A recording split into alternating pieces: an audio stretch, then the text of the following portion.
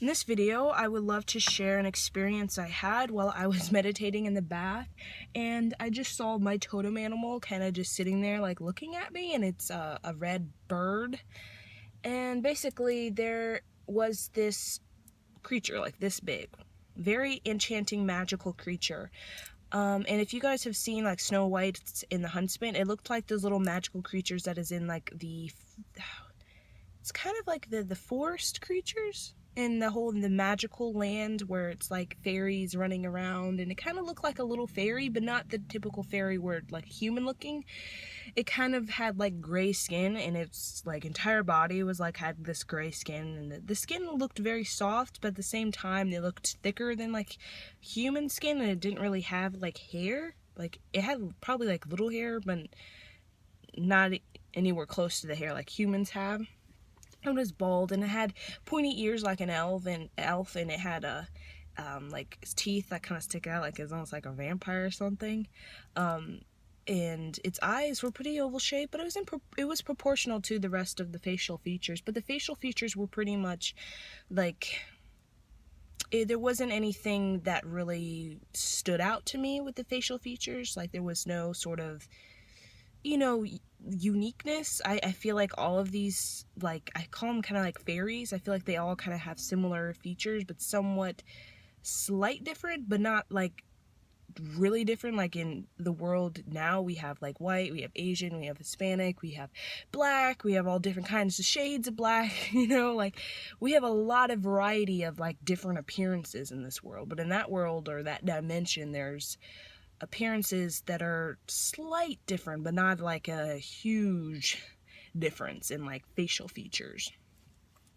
So they were this being, I forgot his name because I feel like his name is kind of, I feel like I was trying to talk to him verbally, and then he went like he wanted me to not talk to him like verbally. He wanted me to talk to him telepathically, because I think his name, I can only say it telepathically. If I try to say it like verbally, it doesn't come out right. Like that's not his name. Even no matter how close I try to come to it, it's still not his name, because his name is only like it's expressed like telepathically. So that was interesting. Very telepathic creature. And as I said, he was kind of like sitting there on the bathtub, like on the edge, kind of like looking at me while I was kind of just like meditating and stuff. And he wanted to talk to me about dimensions and how there, as I said in many videos, there are multiple dimensions kind of streaming in together. Okay. It was kind of like, I guess, the analogy of a bunch of rivers dumping into the ocean. But the thing is, what he was telling me is that, again, and he has wings like a butterfly, like those little orange wings, and they all have, actually what makes them unique, really unique, like the uniqueness like we have in like the world of our like facial experiences, appearances and skin colors, is their wings. All of them have like different color wings. Like there's blue, and then there's like yellow, and then there's like red, and then orange and pink. So that really I feel like is what makes them all like unique. It's not their facial appearance, because they all kind of look the same, but just their wings. That's what it gives them a presence and identity. So, and his wings were really big, like big in like the size of his body, like the length of his body, the width, I mean, of his body. And I feel like he was telling me in this dimension, they are butterflies. But the thing is, people, it's like in this third dimension, it's like they're just seeing like this dimension. They're not even tapping into the multiple dimensions that are streaming into this as well. It's like he was showing me that we're coexisting with many dimensions, and we don't really know it, or we can't perceive it, or we're not aware of it. And he didn't really show me the reason for that, because I think he was just trying to show me like all the different sort of dimensions. Like I feel like there's even like a mermaid kingdom, a fairy kingdom. There's I feel like all of these kingdoms, there's a lot of enchanting kingdoms that seem like really far-fetched for our sort of mindset. Meaning it seems like, oh, that the most unrealistic thing. for that to exist in this world, but it actually does exist on this planet Earth. It's just in a parallel dimension. But he was showing me it's like the ego has created almost like these barriers around this dimension. Okay, imagine we are in like a courtyard, and all around this courtyard is like walls, like castle walls. And that is the barriers that the ego has created around our dimension, which is like the courtyard. So really, we're living in this courtyard, and beyond these walls that, these barriers that the ego's created for this courtyard is just endless mountains, endless rolling hills, endless flatland, endless kingdoms. I like to say that dimensions are like kingdoms, where you have kingdom over here of mermaids near the ocean, you have kingdom of the Lumerian over here, the kingdom of the Atlantean, the kingdom of the elves, the kingdom of the fairies, and the kingdom of the angels that are the incarnated angels. So all of these kingdoms are like living together. Is just for some reason those, like he was saying that the fairy kingdoms and the mermaid kingdom and the fairies really, they can go to the other kingdoms. So they travel to the mermaid kingdom, the angel kingdom, the star seed, galactic alien community or kingdom. But for some reason we are in our dimension, our kingdom, and we're kind of like in this courtyard with these castle walls, and it's like we the only way we can really step into those dimensions in the kingdom, we can't do it physically. We have to do it consciously. So we have to literally like project our consciousness while in this physical body to those particular kingdoms. So it's almost like in order for us to really perceive these dimensions, such as in order for me to even perceive him, that fairy guy, he was showing me like these boundaries. I would have to I can't completely like demolish them, these walls, because of the fact that right now as a collective, we are not fully ready to completely demolish the ego, because the walls will go down once the ego goes down, but we're not collectively ready for that, because there is still a lot of individuals that are incarnating from the past of future Earth, meaning they're incarnating from times of like the Nazi and like really bubonic plague and really like icky times, where they're in the survival mode. And that survival mode is very unpredictable, and it creates it like promotes the ego. The survival mode promotes the ego. It causes jealousy, causes desperation, causes greed, causes the need for more and more and more. And those people are like here because they're trying to resolve the pain they experienced from those past experiences on the planet that were really rough for any soul, no matter how sensitive the soul is. So, but the thing is, there's a lot of souls as well who came from the future, or other dimensions, like lighthearted dimensions. Okay, so they're here, and they have done a lot of healing, and they're healed because they've come from a place that was very gentle and soft, and like a kindred spirit sort of realm. So they're here, and they have to keep their ego. Like I said, the walls can't be demolished all the way, because they have to somehow shield and protect themselves from those individuals that are really in those survival thing, because of their past life was literally just a very dramatic sort of lifetime. Like I said, something, Nazi, war, violence, all that kind of stuff.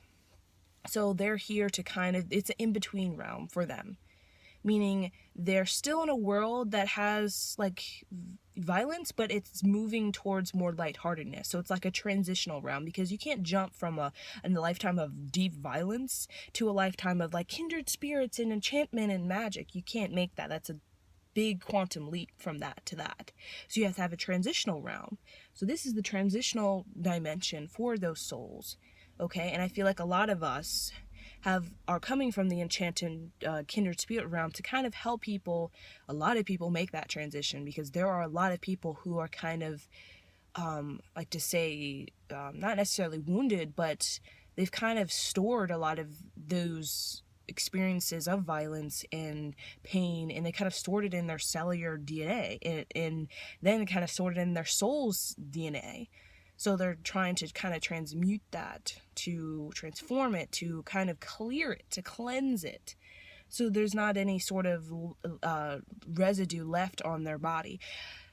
Your body, no matter what incarnation you're in, your body still retains the same sort of genetic makeup that you've had in your past life. All your body is contained, even though your body may look different in different, like all your incarnations, your body's still made of the same sort of cellular DNA stuff that's in it. It's just the appearance is different, but you're still, your DNA even may be different, but you're still, it's like a genetic soul sort of essence that's present there. So if you have stored stuff in you, that will follow you from lifetime to lifetime. That doesn't just go when you, it goes when you literally physically die and ascend, because all things is kind of like wiped clean, kind of like you're just kind of made new. But when you return back into earth, into a physical vessel, you're going to have that thing, that the same sort of, I don't know how to say it, course essence, DNA makeup, something like that, that you had when you left Earth. So that's why it's good to cleanse your body, because when you're cleansing, you're actually cleansing yourself to be made free, so you can come into a vessel, let's say in another lifetime, and you're fresh. You're fresh, okay? You're fresh, because even if you ascend, like I said, you die and you want to come back in, you didn't clean your body, that you're still going to have the same sort of stored energy that you had in your past life. So that's very interesting sort of concept. But basically, how we can see into these other kingdoms in this sort of 3D dimension, I like to say the transitional realm, it kind of reminds me of like Atlanta, like when it comes to like Delta Airlines, which is like the hub where you have like all of these sort of airlines coming. It's like the big one, like the big hub.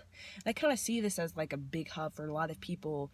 They come from this transitional realm to, I feel like a lot of people who really need healing, because they can't make that quantum leap to like the enchantment realm, because they're not fully ready to, they don't fully believe it. Because when you go from like deep, like sort of like pain mentality, victim mentality, you can't make consciously that leap from victim to bliss and enchantment and magic. So you have this transitional realm. It's kind of like a stop to that. Kind of like, when I go to Spain, I'm going to have to make a stop to, I think it's like New York or Boston and to Spain. So it's like kind of like a stop way to get to your, your destination, or your, your, the enchantment realm or something. So what happens is the walls, I make them invisible, meaning I make them invisible. They're still there because it's protecting me. It's protecting me, and it's keeping me grounded in this 3D realm and the customs templates of this 3D realm. Okay, so, but at the same time, at the same time, it's protecting me. I can make it invisible, where I can see through it, and I can see the vastness of all the dimensions that are existing in this world. It's like kind of like Harry Potter. I'm trying to give like good analogies and like metaphors, examples. And it's kind of like Harry Potter, where there's like Harry Potter world is within the human world. Not the human world, like the normal, typical world, I guess. The real world. But in order to kind of go there, you have to, almost like kind of like step into it. Like, he went, into, well, the first time Harry Potter went into the wall, in this train station. So it's kind of like that. You gotta kind of like step into it. But here, it's not stepping into it physically, it's stepping into it consciously. By projecting your consciousness, by making everything around you kind of like transparent. Because that's kind of how I do when I step into other dimensions. I have to kind of make everything transparent, like where I can see through. Like, because I imagine seeing through that wall the ego's made, and I can see there's mermaids and unicorns and all that kind of mystical, magical stuff. But a lot of people can't do that because they're deep in the 3D, like deep into it. Like the center of the world is like their courtyard with the walls around them, and they don't even like they think that that's it, that that's all there is. Just their courtyard they're sitting in planting flowers with these big old walls around them. And it's like, and that is a reality, but it's not the vastness of reality, is what that creature was trying to tell me. So, hope you guys enjoyed this video and found it very insightful. Okay, bye.